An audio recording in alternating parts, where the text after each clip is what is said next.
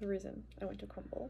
It melted a little bit, but it was really hard to eat, like in my car, because as you saw, it was essentially a cake. So, cheers.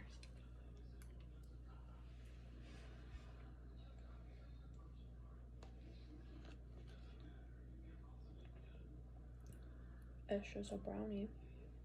It's just 2 brownies with icing.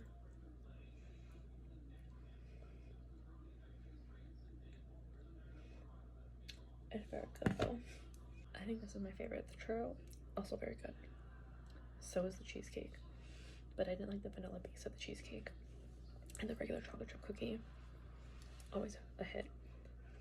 But this and the churro are probably the best from this week's